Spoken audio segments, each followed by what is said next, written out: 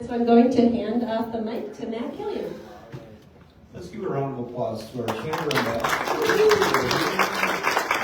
Also the Brainerd Bank for hosting us upstairs today. Appreciate that. They locked the vault though, John. They locked the vault. All right. You know what? Can we get Eli up here for a second? Eli. Let's hear it for Eli. All right. Yeah. Eli and I are dressed, we're the only two guys besides Todd that are dressed the same. You look awesome. You look awesome, my friend. Merry Christmas. Are you ready for Christmas this year? You are? Is your house all decorated? Yeah. It is. Cool. How many people here have decorated for Christmas? I think everybody has. How many people have a real tree in their house? How many people are artificial tree people? I switched teams this year. Do that. After 30 years of having a real tree, we went to the dark side and went to the artificial tree. You control it by an app. I can change the lights, animations, everything. It's pretty cool. I'd say that's cheating, but I just got a remote control for my lights too, so I don't have to go outside and plug them in. So I'm with you. So yesterday I went in my house and I came up from work and I was smelling pine boughs. And I'm thinking, wait a second, we just shifted to an artificial tree, and my wife bought for me a candle that smells like pine. So we have the best of all worlds at the Kilian house. So anyway, and you're ready? You're ready for Christmas? Yes. And all your gift buying done? Are you one of those Don't early? go there. We're not quite there. We are decorated. Eli, the little ones help decorate the house, and so we've got all the non-breakable ornaments at the bottom of the tree, and danger goes up from there. And presents are yet to come. The presents are still at our wonderful local small businesses, right? Good answer. This is a chamber event, so we appreciate that. So one of the things that we want to get into is obviously the whole story of United Way and everything that you do for the community. And because this is a Christmas-themed event, what I thought I could do, and you can cue the groaning, is we would structure the interview based on Charles Dickens. So we'll do the Christmas past, the Christmas present, and the Christmas yet to come. Does that sound good? As long as you're Scrooge. Sounds good. All right, so here's how it's going to go. I'm going to ask you on the Christmas past theme a little bit about the history and impact of the United Way before we move on to what you're doing now. The history of United Way actually involved a local business community in the Brainerd area. How so? So, February 28th, 1969, 54 years ago, we're about to celebrate our 55th anniversary in a couple months. A group of local business owners came together. Their intent was to be able to come together as individual donors, as area businesses, really banding together area philanthropy for the betterment of our local nonprofit landscape. And so they came together as the Brainerd United Fund, started really connecting our businesses and those that want to give back to the community with the wonderful nonprofits. And we have a wonderful nonprofit landscape here in the Lakes area. We always have. And the Brainerd United Fund really started as a way to connect, like I said, donors, businesses, people throughout the Lakes area to where those dollars were needed the most. And I always think it's cool to hear the stories of, especially in 1969, locally owned businesses that created this community chest concept that still exists today. I want to ask you a little bit about your mission. I think most people know it, but when I think of it, I think of United Way, giving the United Way. What does United Way mean to you? So the United Way is really, our mission is to mobilize the caring power of community, to improve lives, really bringing people together, living united. When you look around at our nonprofit landscape here in the Lakes area, I look around the room. I see representatives from Relationship Safety Alliance, Habitat for Humanity, nonprofits throughout the area that are all experts in their given field. We each have our own niche where we are helping people, whether it is finding them stable housing, helping with basic needs, setting them up for the future, providing education.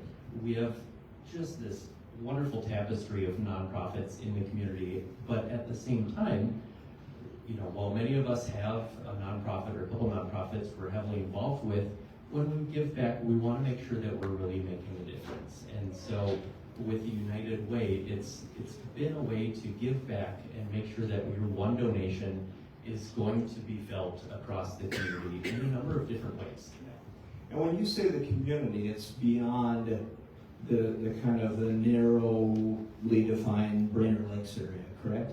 Correct. So we started, like I said, as the Brainerd United Fund that expanded to Crow Wing County, Crow Wing in Southern Cass, Crow Wing and Pillager, and now we are Crow Wing, Cass, and Aiken County. Yeah. Now, one of the things I learned from Bladek is that the average commute time for a Brainerd Baxter employee is 23 minutes. So you think about how far you can get for 23 minutes, and that's essentially the United Way service area and beyond. Sometimes when you think of United Way, we see the ads, they've been associated with the NFL, you see the United Way brand, National United Way brand. How are you affiliated with the National United Way, or maybe it's even international? Yeah, so when I came on board, my past, I'm a mental health professional, and so we worked with United Way in the Greater Twin Cities United Way. But United Way, it's a brand. What it really is, it's a network. It's a network of small local United Ways. We each do things a little bit differently, really to reflect the needs of our own individual communities. But at the same time, it's the world's #1 charitable organization when we take our network as a whole. And really the mission is the same across our network. We focus on education, on health, on financial stability, those 3 key building blocks that if people have access to resources in those areas, you're able to find opportunity, you're able to find success and really set yourself up for a good life. Take one or any of those away and you're gonna run into barriers. And so the United Way is really about mobilizing people around organizations, around initiatives, around movements in those areas, really making sure that our community has the resources they need to thrive and succeed. Well said. And I think about it in ways that are similar to chambers, where if you see, we have this saying in our industry, if you see one chamber, you see one chamber. You see one United Way, you see another United Way that's completely different, but they're responding, like you say, to the needs and opportunities in their community. Are you ready to move on to the second Christmas interview script? I am. So this is the Christmas present, what you do today, okay? So let's start out with the thing that I think most people see and understand, and that's the grants that you make to a variety of nonprofits. Maybe the question is, how do you choose which nonprofits to fund? I don't. You do not. So what I mean by that is that for one person to try to go through all of the nonprofits, even a small group of people, we as United Way understand that these are community dollars we're raising. It is dollars from our local businesses, our local employees, and it's local community dollars meeting community needs. And so it's only appropriate and only fair that we then involve the community in making that decision. So we recruit members to what we call our Vision Council. It is a group of community members that come from all walks of life, that have financial backgrounds, nonprofit backgrounds, business backgrounds, retirees, students. volunteers, people from all walks of life that really want to make sure that our money is being invested where it's needed most in a way that's going to have the most impact. And we each year invite our local nonprofits to apply for those funds. The funds that we raise each and every year, we invite them to apply. Our Vision Council takes a look at the applications and not only looks at applications, but goes out and tours those programs. We look for our Vision Council to take a look at what is the community need. What areas of need do we have in our community? What holes might there be that our nonprofits are really stepping up to make sure that they're removing barriers, they are laying the groundwork for success for everybody across the lifespan. They're touring those programs, they're making sure that not only are they fulfilling a need, but they're making an impact, that they're financially responsible, and that the dollars are staying local. You referred to United Way as a national brand, but I think the number one thing that we really want to make sure is that dollars, when they're donated to us, they're making an impact right here in our communities.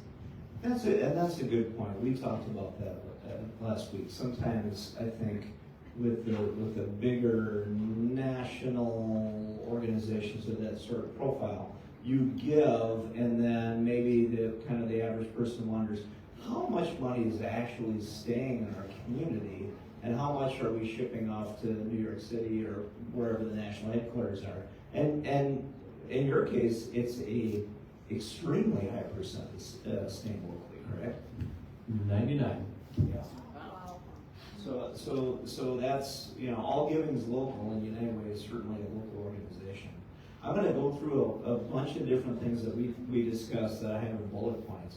One of the things that you mentioned last week is, help is only 3 numbers away, is the quote that I wrote down from you. Help is only 3 numbers away, and the 3 numbers, there's actually 6 numbers, but you only dial 3 at a time. They're 211 and 988. What are those 2 services? Yeah, so when you think of reaching out for help, I think in case of emergencies, dialing 911. I think it's something that we learn at an early age, but we often run across situations in our life where we might not be running into, a fire in our home. We might not be in need of emergency services, but we are in need of help. And so a couple of the ways that United Way really supports our community is we have our call centers that answer to those numbers. One is 988, that is the National Mental Health Crisis Line. So whether it is suicidal ideation, being in a mental health crisis, it is a free confidential number that you can dial from any telephone line and be able to get the help that you need. Somebody on the other end of the line to walk you through whatever is going on. If there is a situation that you're encountering during the pandemic, one of the ways that we did that was through rental assistance. If you are looking for community resources, you are looking for domestic violence support or help paying utilities, something that doesn't fall in those first couple of categories, 211 goes to our United Way call centers. In Crow Wing County here, it is the Greater Twin Cities United Way that we partner with. In Cass and Aiken County, it is First Call for Help in Grand Rapids, but still, as far as local goes, Minnesota, people that are answering the phone, providing free confidential supports.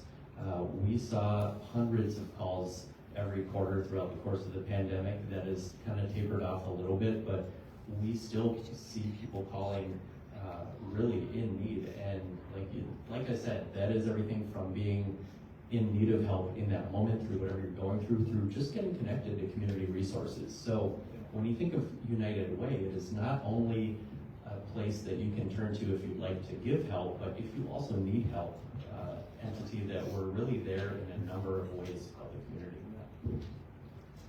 You also do a lot for kids, and so there's a few programs that I want to spotlight, and one of them is in partnership with our 2023 winner of the Business Excellence Award, Hubbard Broadcasting. It's called Stuff the Bus. What is Stuff the Bus? So Stuff the Bus, it started with Hubbard Radio. They really stepped up during the pandemic. They heard the need for school supplies at our local schools.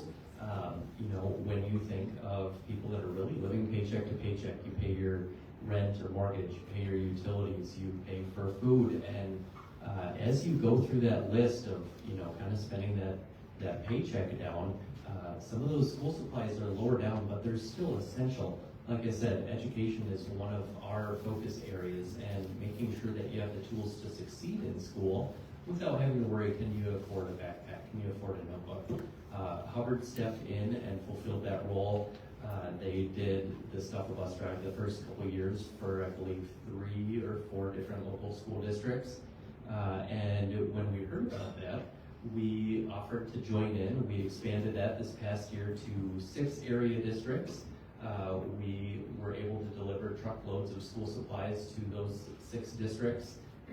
Crosby, Aiken, McGregor, Pillager, Pequot, and Brainerd schools, where we're able to collect school supplies, get those to the districts. Our teachers pour so much of their own heart and soul into not only every day, but also prepping their classroom, buying materials, and so not only helping the students, but our teachers as well prepare for the school year. So that is an initiative that we partnered with Hubbard on last year. It's something that we look forward to again this coming year. And so that has been one of the projects that we have helped expand over the last year. How many people watched football on Thanksgiving? Few. I read today that was the most watched football Thanksgiving in history in America.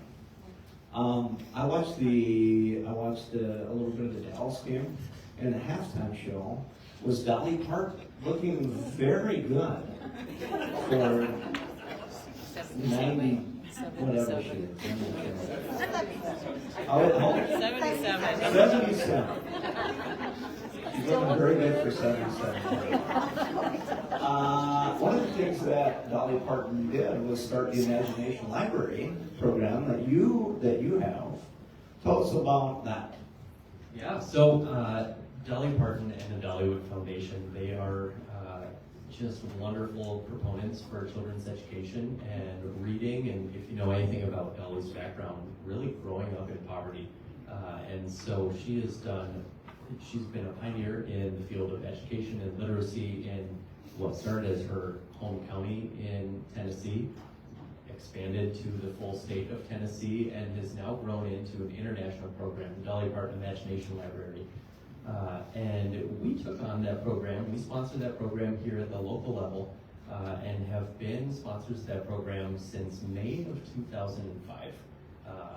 And so it has been really one of our biggest direct impact programs. While they coordinate everything such as the selection of the books, the bulk mailing, relationships with I believe it's Penguin Publishers. We enroll local children here. We pay for the cost of the book, the cost of mailing. At our entry table here, you can see 60 books, and that is what a child, when they're entering kindergarten, will have on their bookshelf. It is a program where you can enroll your children, your nieces, your nephews, your grandkids. Quick show of hands, how many has somebody in their life that has been through the program? We took a look at our program results in the last census, and about 55% of kids in Crow Wing County have been through the Dolly Parton Imagination Library program. So we did it while we were in St. Cloud, because I was kind of plugged into community happenings in St. Cloud, so we did it. I remember walking out to the mailbox, and just to get the bills, right? And notice that there's a book in the mailbox. So when my son was under 5, I would, shut the mailbox and say, "Hey, there's something in the mailbox for you." And he'd run out there and grab the book, and we'd read it. And reading is so important.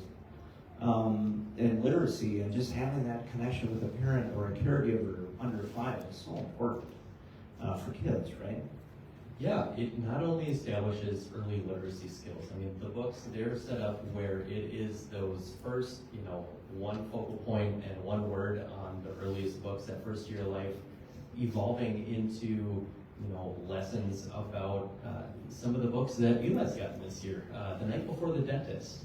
or when the storm comes. Really topical things What's for the night kids. before the dentist? We love the dentist, so it's not an issue in our house. But it's really, it's topical. It grows with the kids as they age. And like you said, it is not only about early literacy and providing a resource for families, but also having the opportunity to sit down with a child on your lap, promoting that sense of safety and security with your kids has such resonating effects throughout the course of the rest of their lives. And this has been one of our, really most impactful programs that we've had the last 18 years. Our first class just graduated high school this last year. Very cool, very cool. So let's talk about Christmas yet to come, and that is how we can all support what you're doing through United Way in the future. How can people give to United Way, especially today? Right, today is National Giving Tuesday. Black Friday, Small Business Saturday, Cyber Monday. If you have any money left, it's Giving Tuesday. Yeah. So I think we should petition to move this up to the Tuesday before Thanksgiving. Okay. Yeah. Exactly. So there are a number of ways to give. Much like we want to remove barriers to people in our community that they face, we want to remove barriers to giving too. Like I said, when we were visiting our past, our local businesses have been great champions and supporters of the United Way. So much so that they provide charitable giving through the United Way as essentially, employee benefit. We work with a number of large employers to do payroll deduction programs where this might be a tough time of year to write a big check to a nonprofit. For those that are able to do that, that's wonderful, but for a lot of our everyday employees, it can be a very expensive time of year, to be honest. And so with payroll deduction, it allows you to take that, spread it out over 12 or 24 or 26 pay periods where, instead of writing a check for a few $100s, $10 a pay period, I spent that on a streaming service between you and I, but it's something that it makes giving at a level meaningful for you, available to everybody. With the benefit of technology, people not only can do that with their employer, if they don't work for an employer that offers that, they can do that through our website as well.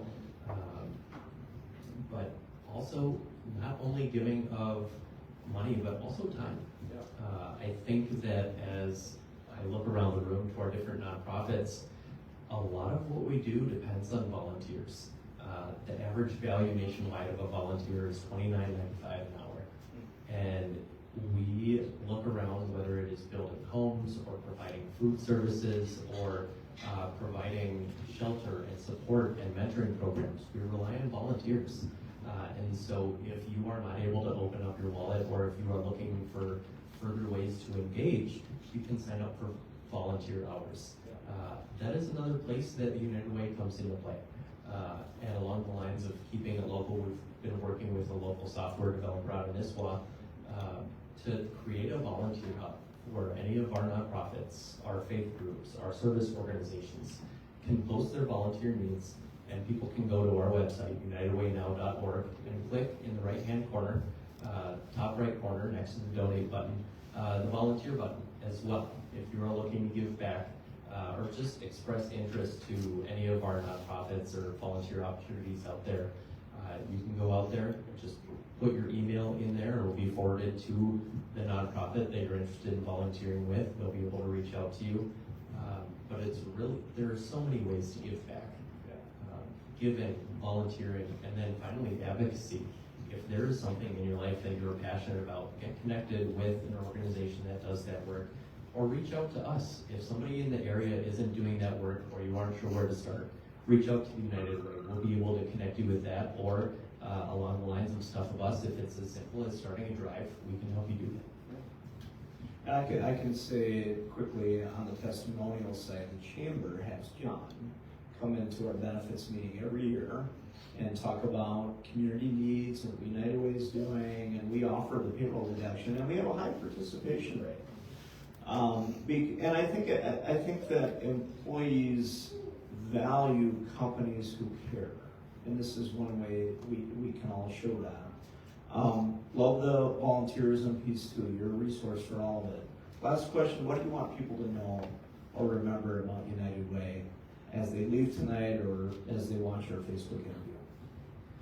If you want to provide help, if you want to give back, or if you're in need of help, we're here.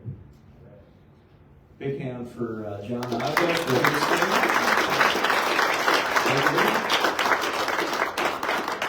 All right, we're going to wrap it up with a game.